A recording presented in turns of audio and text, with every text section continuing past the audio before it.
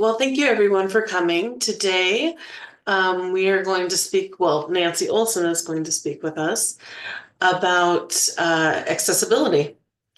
I'm going to go ahead and give Nancy a brief introduction while she's bringing up her PowerPoint and everything. Nancy Olson has worked in the distance education and instructional technology field since 1997 and is an advocate for universal design and ADA compliance. She holds a master's degree from the University of North Dakota in Education, Instructional Design and Technology, with an emphasis on computer and web-based design. She works at Barstow Community College as the Director of Distance Education and Instructional Technology, where she serves as the Section 508 officer. She has developed several courses that are licensed using Creative Commons by NCSA. Nancy recognized that universal design and ADA compliance are often scary subjects, and so she created a 4-module course entitled ADA Compliance and Equitable Delivery with Instructional Technology, or ACEDIT. ACEDIT uses the mnemonic system using the acronym LATCH to teach the top 9 ADA compliance issues and how to avoid and/or correct them. In the next hour, Nancy's going to explain the latch system to us so you too can enjoy the many other professionals who know that they will never again latch the door on their students. So thank you again, Nancy, for joining us today. As Shana mentioned at the beginning, if you have any questions, please feel free to put them in the chat. We are going to hold questions till the end unless they're really urgent, and then you'll have time to talk to Nancy after that. All right, Nancy, is there anything else you need from me? Nope, I think we're ready to get started. All righty, well, take it away.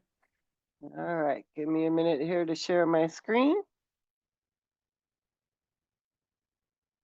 Do you see my presentation? Yep, looks good. All right, great. All right, let me pull up the other half here so I can flip through them right. Okay, guys, today we're going to talk about ADA compliance and everyday delivery with the latch system. We already heard plenty about me, so we're going to skip this slide. Our agenda today is why be ADA compliant. Then we're going to talk about the latch system. We're going to move on, and I'm going to tell you how to find Microsoft accessible templates. We're going to show you how to use the Microsoft ADA checker, and then how to use the Adobe Acrobat ADA checker. And as you can see here, we have a picture of a door with no latch. Now, why would I do that? I don't know. Why? Because we don't want to latch the door on our audience. Let's begin our discussion of ADA compliance by thinking about a latched door. Let's pretend on the other side of that door is all the knowledge you need to succeed in your goal. You stand in front of the door and you wonder how everyone else is getting in and out, never realizing you didn't get to read the email that told you how to open the door.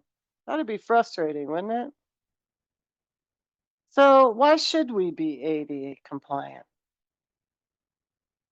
Well, I'm going to let you read these later because you'll get the presentation. But I want you to know that museums, libraries, galleries, all of these places, they are getting sued for ADA compliance. And so what you want to do is make your electronic materials ADA compliant, not only so that you don't get sued, but because it's the right thing to do. You want everyone to be able to access your materials, right? All right, we're going to do the latch system in under an hour. I know that seems short, but we're going to get it done. ADA compliance is a complex subject with many facets, but it doesn't have to be scary. In the next 20 minutes, I'm going to explain the latch system to you. And then we're going to utilize a Microsoft Office accessible template and the Microsoft Office ADA checker to create an ADA compliant Word document. Then we're going to convert that ADA compliant Word document into a PDF. And then finally, we're going to use the Adobe ADA checker to create an ADA compliant PDF document. Now that sounds like a lot, so let's get started, huh?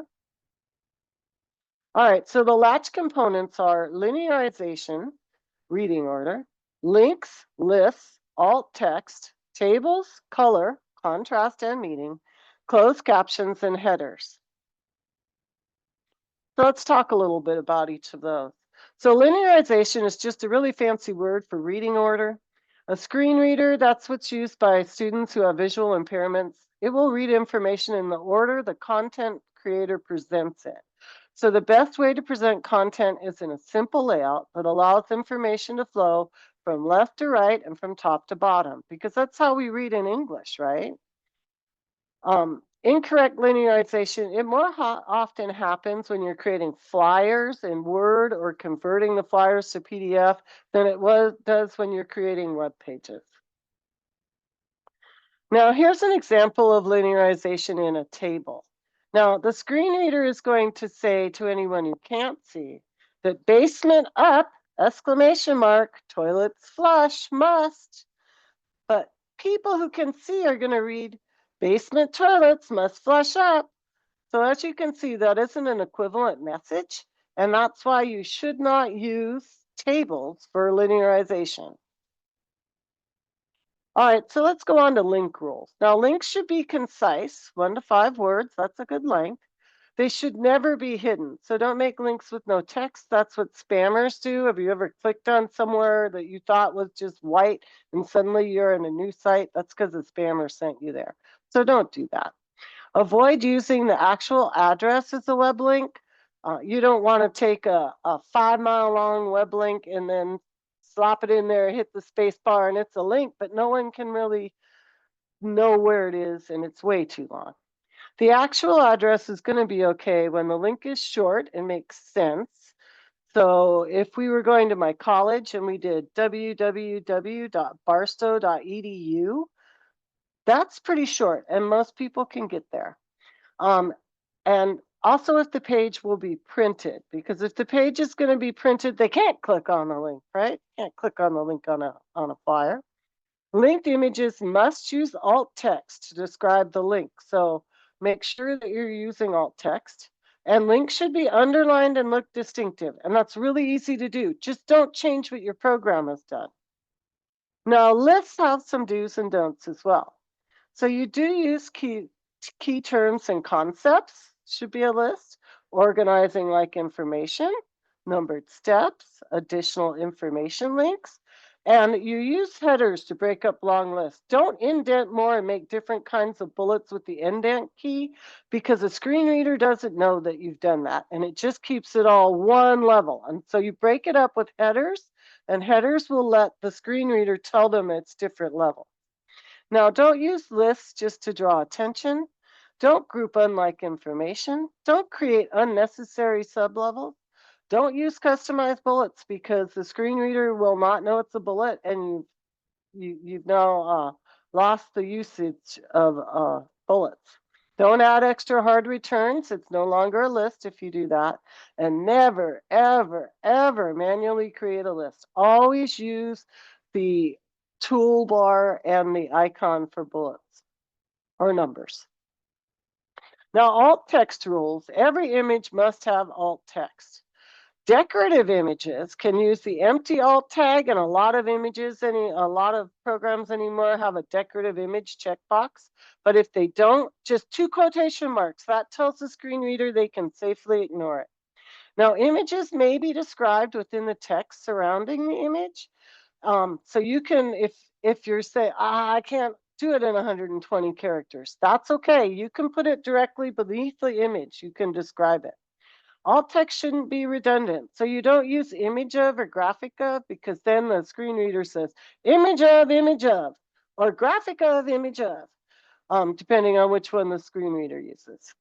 Now, when creating alt text, it's important to consider content and function. So if you have navigational images, you need to say where you're sending them, not what the image looks like. So if I have a home button, I need to tell them that they're going to the home page of Barstow EDU. I don't want to tell them this is a picture that looks like Barstow EDU. That doesn't help them. Now, for tables, there's some do's and don'ts. You do need to use the table caption. You do need to use header rows and or columns. It could be one or both, but it has to be at least one. You do use percentages, not pixels, for width. And that's because if you use percentages, it will adjust. The monitor size will, the table will adjust to the size, the resolution of the monitor. But if you use pixels, then it's going to stay at that same width, no matter what size resolution monitor I have. So I'll be horizontally scrolling and I won't like you anymore, and I want to like you. Use tables to sort and display data. That's their primary purpose, and that's what they should be used for. Don't nest data tables. So don't put a table inside a table. Don't leave the upper left-hand corner cell blank. And at first you could be like, ah, but there is something you can put in there. I promise. You just need to change the way you think. Don't use more than 5 columns because that brings back that horizontal scroll. And don't merge or split your table cells because the screen reader doesn't understand that and it screws up how it reads it. Now, layout tables are used to overcome visual presentation limitations in HTML. And I recommend you just don't use layout tables, but sometimes people do. So you need to know the rules. Now, a layout table should never have a table caption or header rows and columns. So we already know we're breaking ADA compliance when we use them. Layout tables can cause reading order problems really bad. Remember that toilet? Layout tables should be kept simple. So you want to just have maybe 1 or 2 cells, not a bunch of them. Don't nest your layout tables. Don't put one inside the other. Remember, linearization is a fancy word for reading order. When you're doing a layout table, your reading still has to be left to right and top to bottom, because reading order is still going to be important, even though it's a layout table. Now, some captioning do's and don'ts. You do use proper punctuation when you're doing captioning. You use both upper and lowercase letters. You preserve and identify slang and accents. My husband has a wonderful English accent, and I don't want you, just because you can't hear, to not know that he has this wonderful accent. So just put in square brackets, put in English accent. Now, you don't want to obscure the on-screen text or other essential video elements with your captioning. You don't want to forget to check your automated captions for accuracy. If you rely on automated captions, they are not ADA compliant. And you don't want to forget to add non-speech sounds in square brackets. Remember, you put English accent in square brackets, well, you put music or dogs barking. Anything that's non-speech sounds goes in square brackets. Now, color contrast and meaning. Let's do some do's and don'ts. So do keep a white background with dark text. And you do use at least 14-point font bold with color. And you do use at least 18-point font with color. You don't use color as the sole indication of an important element, because if you say all the information about Mona Lisa is in red, I'm red-green colorblind. I'm not, but if I was, I don't know what the information about Mona Lisa is, especially if you're adding other things in green. I'm like, I don't know. So instead, what you do is you say, the information about Mona Lisa is red and italicized. Now I'll know because I can see the italics.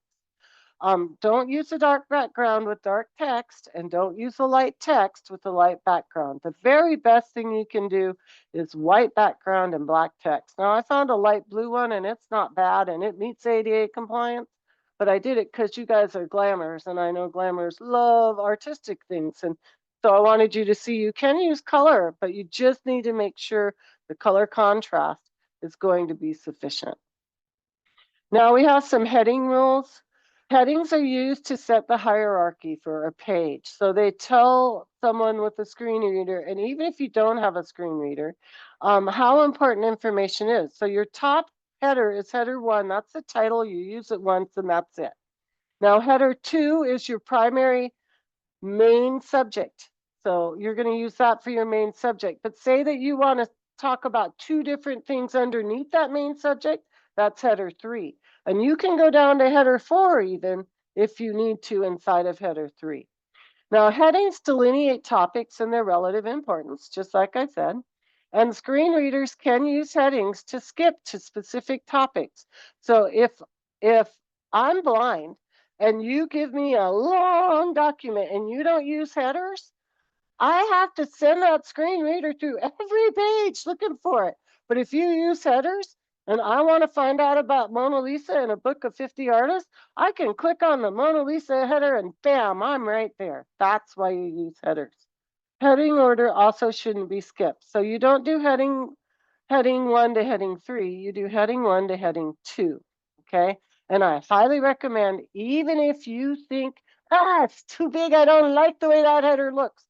If you can't change the way the header is in style, like you do with Word, you accept that that's how the header looks and you don't reformat it, because it'll be terrible, a lot of work, and you don't want to do that. Okay, so, see, I'm bad. All right, I'm going back. I didn't have time to read it, I promise. So what is Latch? Let's see. It's linearization, links, lists, alt tags, tables, closed captions, colors, contrast and meanings, and headers. Okay, so let's see if I'm right.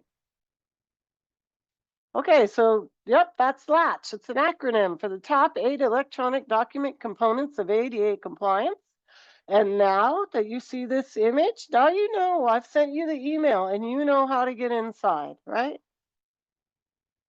All right, this is an ADA, this is a Creative Commons course.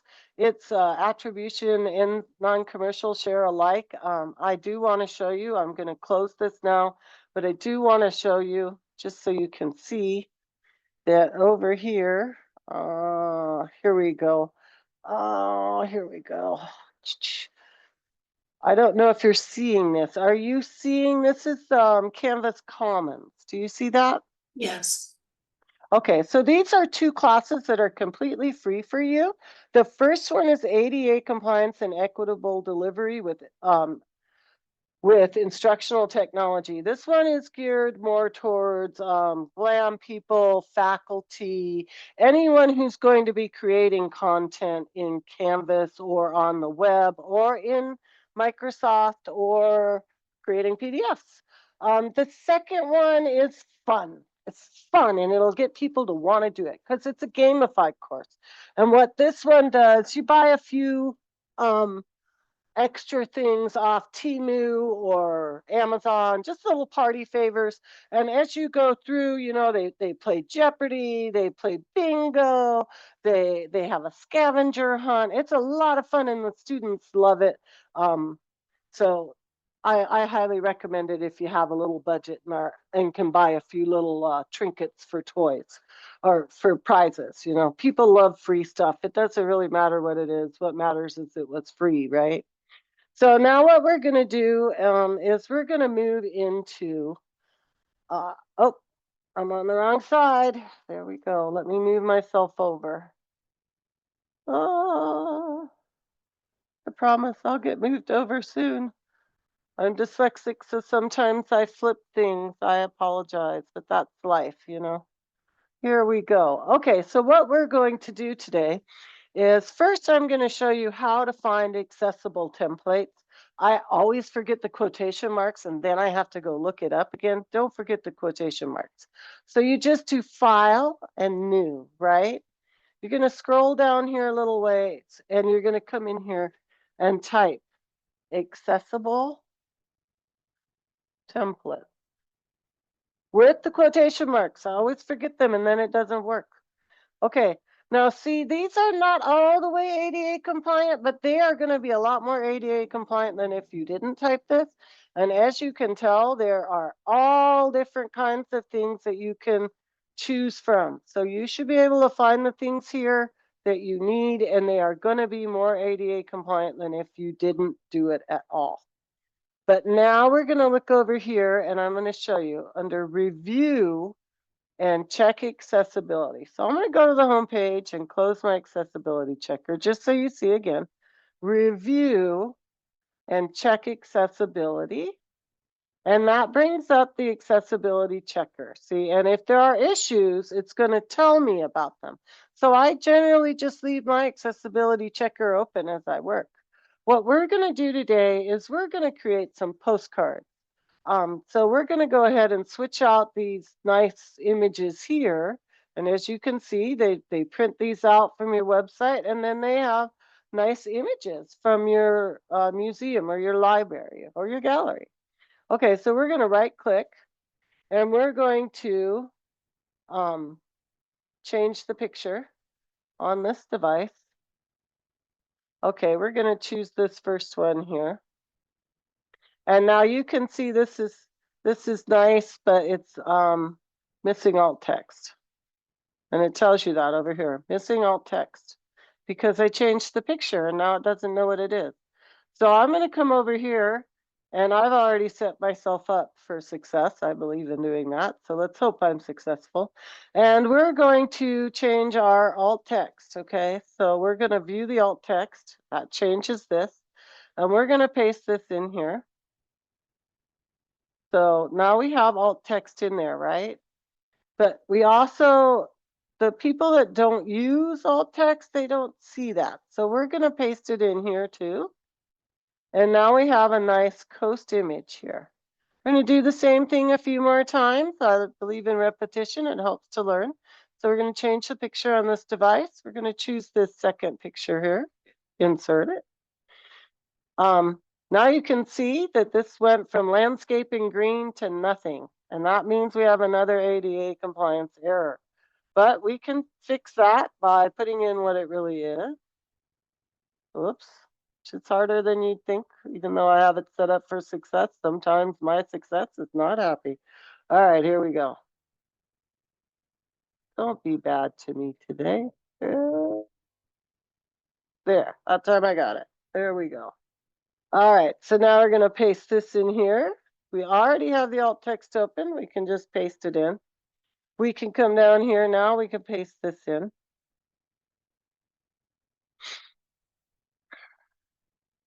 Okay, so we've got 2 of them done. We're going to do the last 2. We're going to go ahead and change our picture. I'm going to choose this 4th picture because that's the order I have them in originally.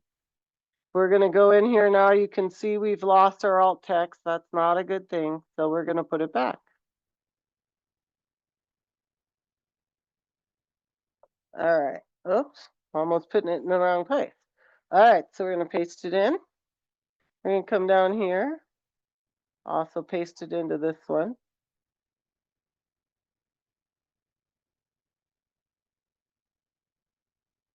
All right, now we got one more to do because it would look pretty funny if we sent it out with this blue landscape instead of our last picture.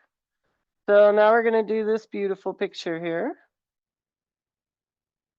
And these are all public domain. There are lots of public domain images.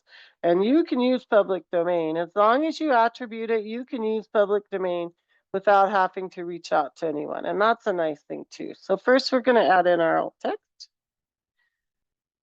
And then we're going to add our last, we're going to try to add our last image here. Or our last, This is how I like when this happens because it kind of shows you that it doesn't matter how experienced you are, things happen. All right, so here we are now. We've got everything set up for success. We're going to save this and see how well we can do. And let's just double check one last time with our accessibility. Looking good, no issues found. Now, I want to tell you something, and I think we're all adults here. I hope we are. So PDFs are a pain in the ass. Yes, they are, because it's all ADA compliant on here. But now we're going to go ahead. We're going to save this. Let's just call it postcards 10. That way I know I don't think I've done a 10. We'll see. Oh, look, we're going to replace the existing file. I have it in a 10. I've done this a few times. All right, now what we're going to do, we have that saved, all our changes. So we're going to save it as an Adobe PDF. Now I want you to know that you do not want to do Control P and create a PDF, because when you do that, it flattens the PDF and then the screen readers can't read it at all. So you want to do Save as PDF. Okay, or there is another one I can show you in a minute. Let me save this first. Oh, it's doing its thing. Let's not mess with it while it's doing its thing. Okay, so you can do File and Save as Adobe PDF.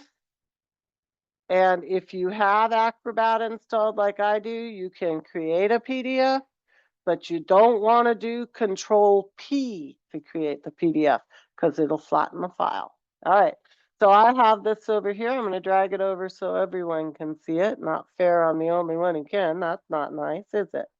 Now, the very first time that you do your ADA, you are going to find that you don't have the little man.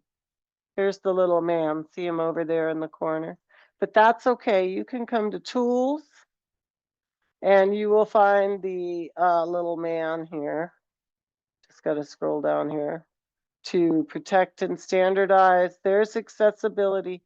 The first time you open it, it will stick it on there, and then it will keep it there, okay? So just Tools and accessibility. Now, this was completely ADA compliant. Oh, it was wonderful in Word. Let's see what it is. It is a PDF. So we click the little man. Here he is. Then we do the accessibility check. All right, so here we are going to create an accessibility report. We're going to start checking. This, I want you to know, is as clean as your PDF will ever be. Is 3 issues. And it's unfortunate, but that's the way that the world works, I guess. So logical reading order, that needs a manual check, and it's a little bit harder process. So let's do the other 2 first. So the title has failed. So we can right click on that and we can fix that. So we don't want to leave it as is because clearly that failed. So we're going to do Postcards by Nancy. If Nancy can spell postcards. All right, and we're going to say okay. And once we do that, you can see now I'm down to 2 issues, right? So that's pretty cool. Now, one of the reasons why I told you, remember I told you this, always use black text on a white background. It's because I can just go, I don't even have to pull up WebAIM or anything else because white text or black text on a white background is always ADA compliant. So I can just say it passes. So that is passed. Now we're getting to the part that I may pull my hair out, I may not. We're going to find out. Okay, so what we're going to do here is we're going to click on Reading Order. So over here. And we're going to show the order panel. Okay, when we close this, we should now have the order panel showing. And when you look here, you can see that this is not correct. And the reason why I know this isn't correct is because I have 1 and 2, and that's not enough. So I'm going to go ahead and clear the page structure. Like, oh, I hate doing that. But you know, sometimes you got to do it. And I'm going to come over here and I'm going to auto tag this document. Okay, it says it was already tagged, and would I like to retag the document? And I would. So I'm going to confirm that. This takes just a second. And now you see why I was saying that PDFs are PIAs.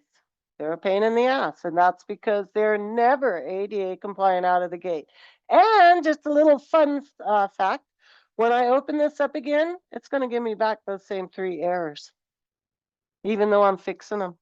And even though when you give it out, you know that a screen reader will read it perfectly well, it doesn't matter. It's going to give you those 3 errors. Okay, so here we are. Now we're in the tag structure. We're not in the reading order anymore. That's okay. We're going to come back over here to reading order. And we're going to show the order panel again, and we're going to click close.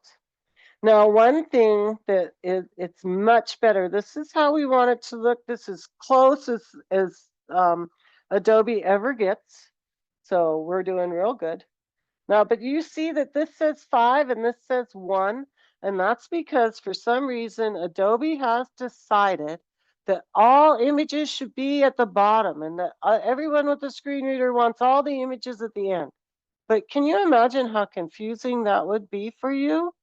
You don't want to do that. You want to make sure that Mona Lisa is with the Mona Lisa biography and that, you know, Picasso is with the Picasso biography. So what we do is we come down here where it says 5 and we just drag it up here. Now it doesn't ever like to do the top one. I don't know why, and that's okay because we'll just drag it down. So now we have the first one and it's correct. See, 1 and 2. So we're going to do the same thing here. We're going to do 6 and we're going to pull it up here and put it right there.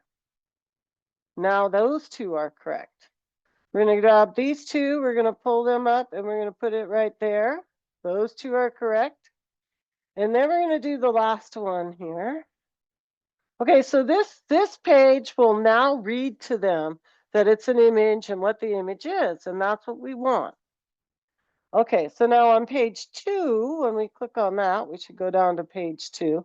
We'll see that we have 1, 2, 3, and 4 are all correctly listed there because we want them to be able to enter the text. Okay.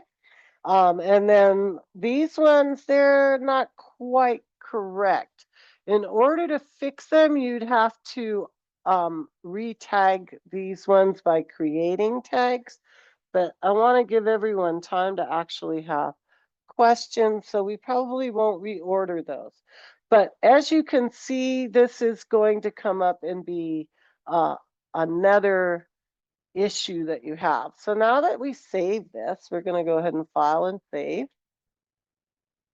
And now this one is done. And as you can see, the title is now up here. So think carefully about it. We can reopen it. So we'll reopen postcards 10 that we just did. As you can tell, all my reading order is still correct. Well, as correct as I had time to make it. When I run the accessibility check, let's see if it's going to make me a liar today. Oh, I'm back to 2 issues. So now I have 2 issues here and I have an alternate text error. So one of my figures does not have an alternate text. Page image 1 of 7. So I lost the first one. Now, as you can see, this is why I say, and I believe it, that what you need to do is not use PDFs really, and make your Word documents read only if you really, really care. Or better yet, become a Creative Commons person and don't care if somebody changes your misspelling. So we're not going to save this because it was actually much more ADA compliant before I reopened it. And that's our whole presentation for today. So now I'm ready to answer any questions you may have, and let's see if we can stump the trainer.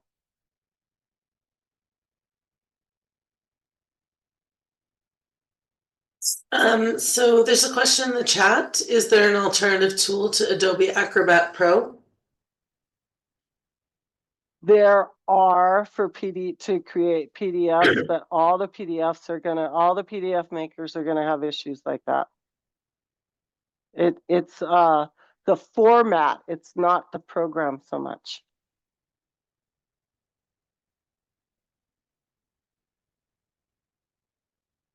Do we have any other questions? There was one in the chat that I think someone else answered, but it was basically if you're using Word and your heading style isn't black, how do you change that so that it's color contrast is appropriate? Let's do that real fast because I think we have time, don't we? Yes. All right, so let's do that and get this to this is a very important thing to know how to do. So let's open up screen 2. You should be seeing we're back here with our no issues found. So what you do, and let me move this out of the way. I love floating toolbars until I don't. Is you can go back to your home page and click on your style.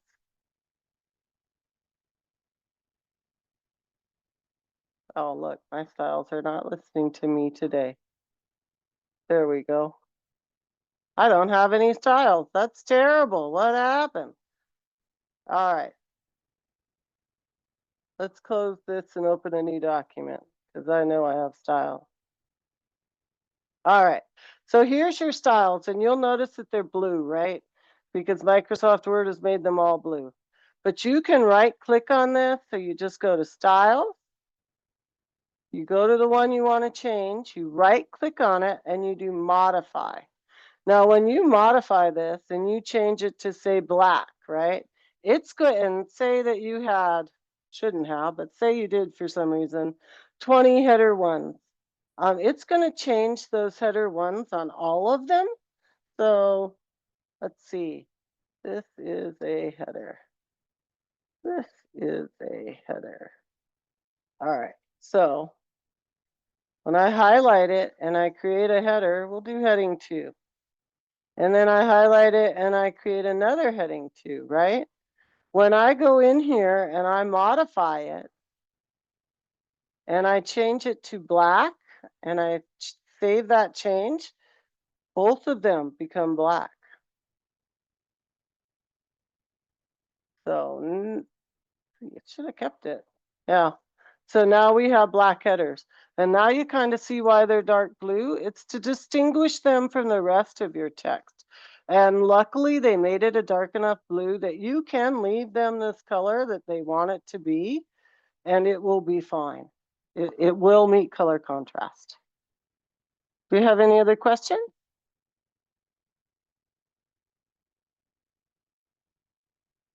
Not at this moment. Someone made a comment about converting a PDF to HTML or EPUB being helpful sometimes.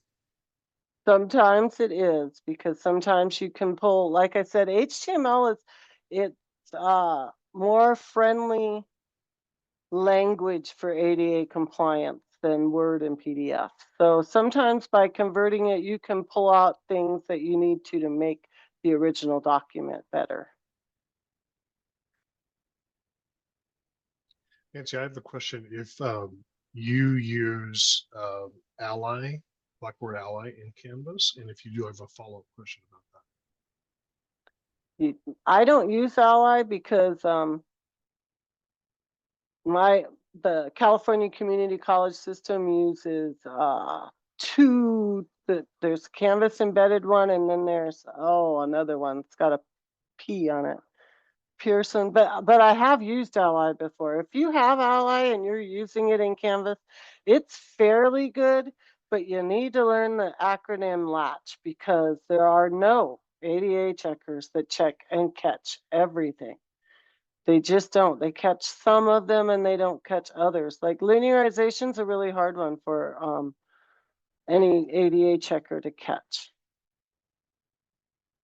Well, I'll just throw my follow-up question out there just for everybody that happens to be using it.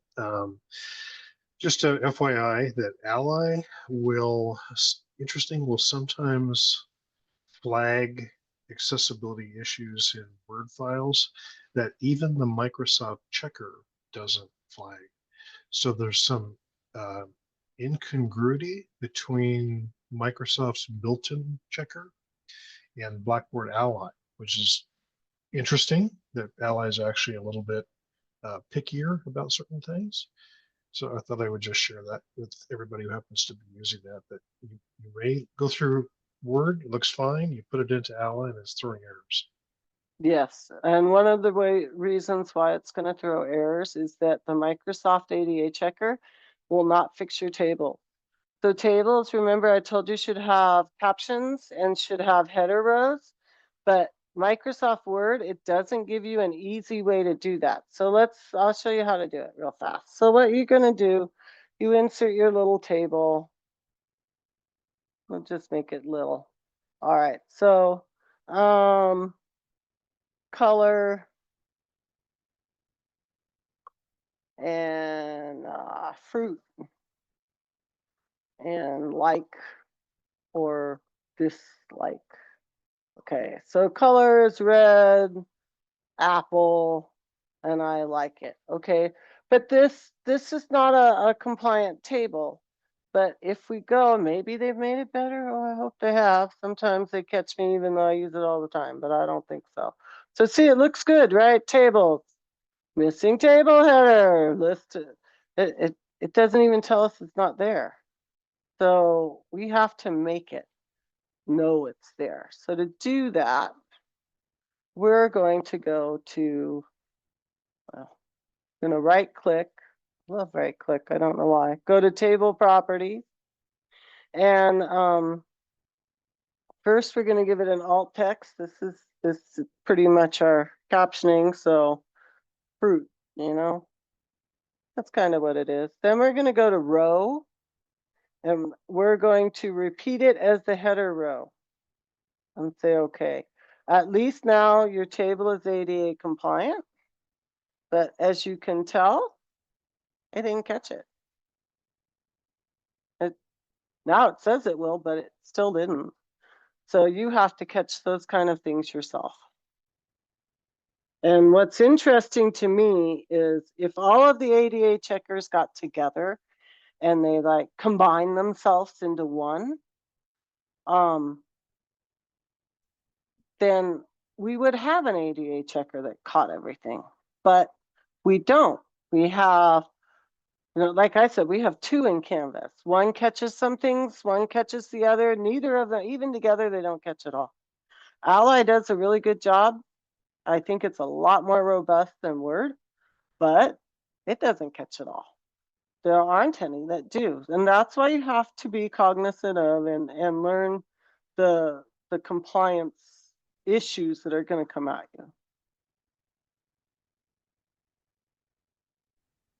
And just one more question here. I don't mean to corner the conversation, but I wonder if you could address the fact that tables, since you have a table, just reminding me of that, if the table is only being used for layout purposes, it does not necessarily have to have the same accessibility structure that it does if it contains data elements. So it doesn't have to have a tab order. Doesn't have to have header rows. I wonder if you could address that. If it's just for layout purposes, it's a little different animal. Yeah, it is. And the reason why it is because when you're using it for layout purposes, this is a data table. So I've got this here because I want to be able to maybe turn it into a chart or very clearly identify what my data is. Now, if I'm doing a layout table, it's probably going to be one-on-one. And I want it because I want to be able to stick a picture in there and make it stay right there, you know. So I'm going to insert, any picture works. Oh, one of our nice pictures. Right, and now it's going to stay there. But you don't want it to have tab order because if you're doing it right, you only have one cell. If you have two cells, if you think you can do like this and go, you know what I'm going to do is undo this. Yeah, maybe I'll undo it. Is split my cells or insert another column to the left, and I'll have my picture here and I'll have my text there. Well, that's not ADA compliant. And the reason why it's not ADA compliant is because when you put in that picture and you do all your talking over here, your computer is not, your screen reader is not going to know that it's done that. So you don't want to necessarily use this like this. You only want to have one cell one. So they're mainly just to keep it in one location. You don't want to have a caption because then it's going to read the caption, and you don't want to have a caption. You want to have an alt text to explain the image, right? So you don't want to have a caption. You don't want to have a header row because you don't have a bunch of rows. You only have an image. And that's a simple layout table. And that's the one that you can kind of get away with, and it's kind of ADA compliant. But what you want to do with it, you can't do with it, which is make a whole bunch of cells and lay out all your content wherever you want on the cells and make it look pretty. Because even though it looks good visually, people who with screen readers can't read it. That's why you don't need them, but it's also why you shouldn't use them. Now, another thing that we haven't brought up, but that's very important, and a lot of people do, and they shouldn't, are text boxes. You know, Text boxes are great. You can take them and you can put that content anywhere you want in any order you want, and you can make the prettiest flyer in the world. Here's the problem. Text boxes aren't readable by the screen reader, and if they do read them, they're going to read them in the order you put them in, not the order that they're visually presented in. So a lot of times, like, try this later on. Go and find a flyer on the internet, open it in the PDF, and copy it into Word, and you'll be aghast at the fact that it looked like a perfectly fine PDF flyer when you looked at it. But when you copy it into Word, it's going to show you what a screen reader person will get, and it's bad. So you just don't want to do layout table. And you never, ever, ever want to do text boxes. And I know that there is a push for the big graphic images. Oh, my brain went blank. But you know, it's a image, but it's got all this text in it, right? Like Those aren't ADA infographics? compliant. Yeah, infographics. Infographics are not ADA compliant.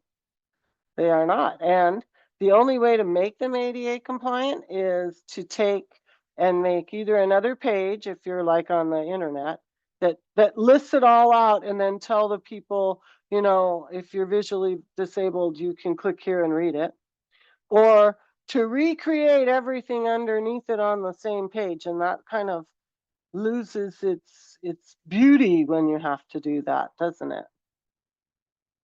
Ah, yes. Okay, so that's another one. You should never use click here or this link, or links should say where they're going. And you never want to say click the next, because the first thing when they read it, it's going to be link, click. You know, it's not a good verbiage, especially click here by itself. Because if you do, a lot of times people will go, here's a whole paragraph about Mona Lisa, and here's a click here link at the end. Well, everybody knows it's about Mona Lisa because the whole paragraph was about Mona Lisa. But if I'm on a screen reader, it says link, click here. Well, it doesn't tell me where I'm going. If I put in link Mona Lisa's biography, then that's where I know where I'm going. You can create really nice flyers in Word. If you download that class that I threw out there for free, it tells you how to create a nice flyer in Word, and it'll look nice and it'll have all the information.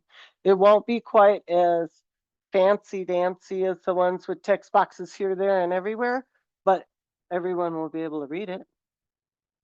Canva is, okay, so this is a really good one. Canva is accessible, the program. So the program is accessible, and they've made sure of that. People with screen readers or mobility issues can use Canva.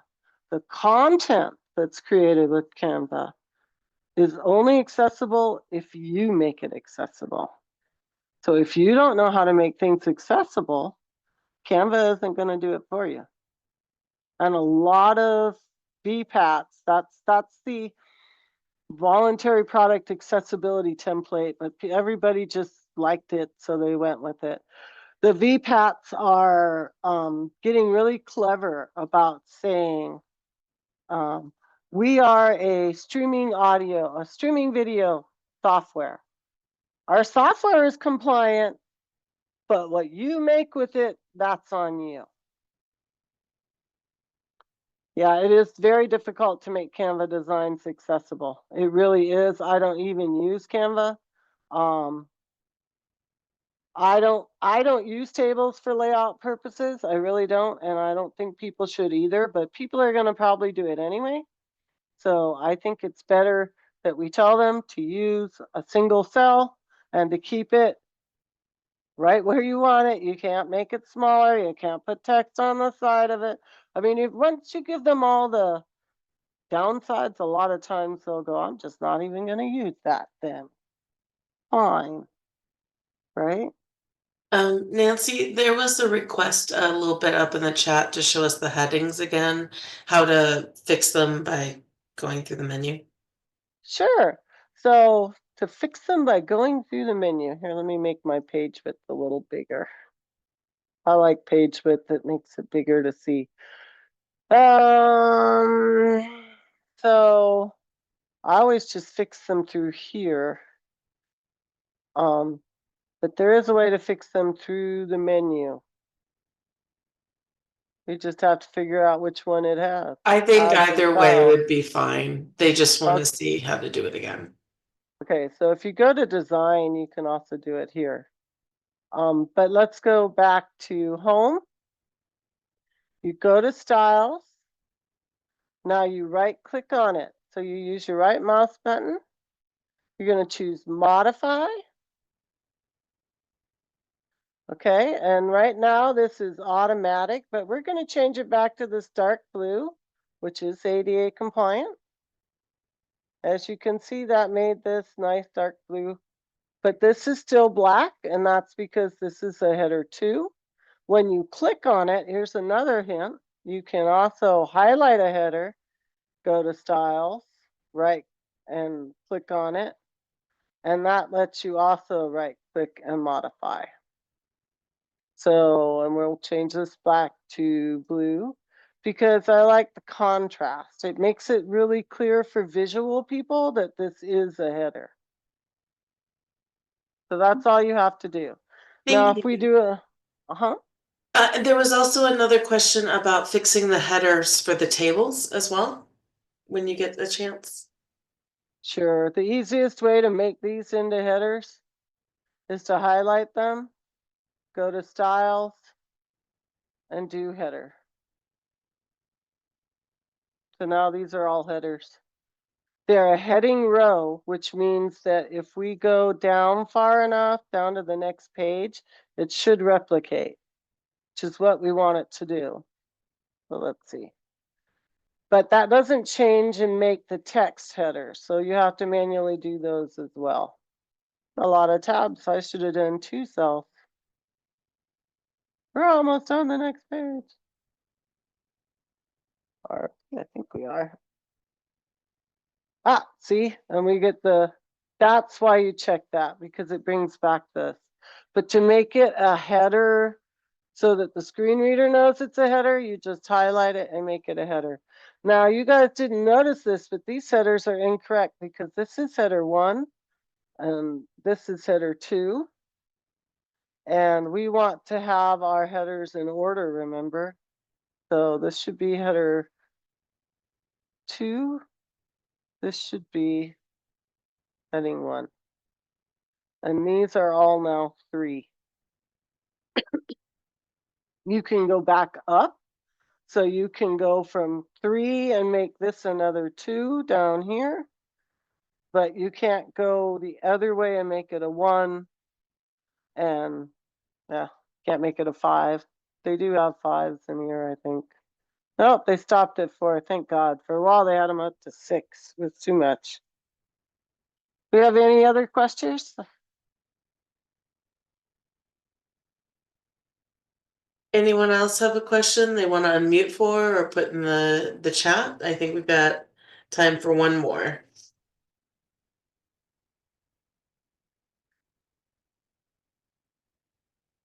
Okay, I know a lot of people use Gmail, so I'll leave you with this. Gmail is not ADA, or Google Docs does not have an ADA checker. You can purchase an ADA checker for Google Docs, but it's not a very good ADA checker. There are better word processors to use for ADA compliance than Google Docs. You most likely have Word. Word is better than Google Docs. You most likely have, everyone has access to OpenOffice. OpenOffice is better than Google Docs because Google Docs was not created with ADA compliance in mind. It just wasn't. So don't use it if you can avoid it. Related to, no, go ahead. So you're right, Grackle for Google, and it's not very good. You're right, Rob.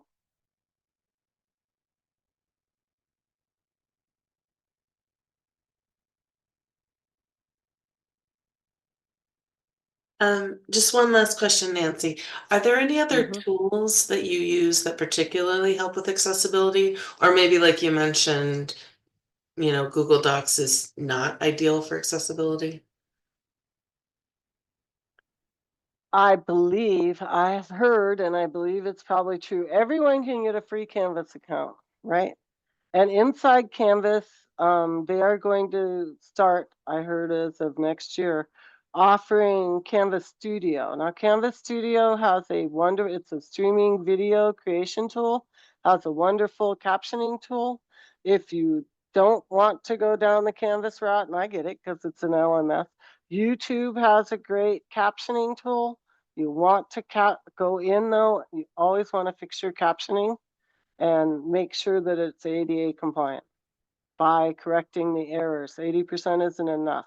You don't want to be like me. I once did one really fast and didn't realize what I was doing, and I was suddenly Nancy on the bed. Oh, don't do that. Not good.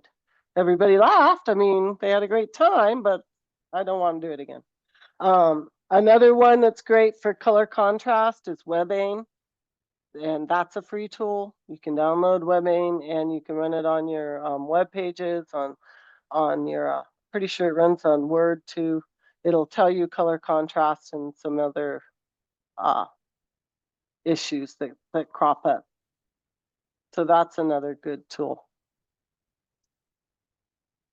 They're coming out with more and more ADA compliance, and you always ask for your VPAT. So if you're going to go with a new tool for your college or your gallery, your library, wherever you work, ask for the VPAT. Say, I want to have a copy of your VPAT and look at it, because that way you can verify that everybody is going to be able to use the tool that you're purchasing, and you're not going to have an employee suing you because suddenly they can't do their job, right?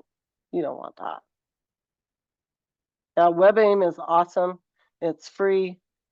So, and I highly recommend it, but you can get around a lot of the color contrast issues by sticking with basic colors and common sense. Like the very darkest blue on a white background is going to be okay, right?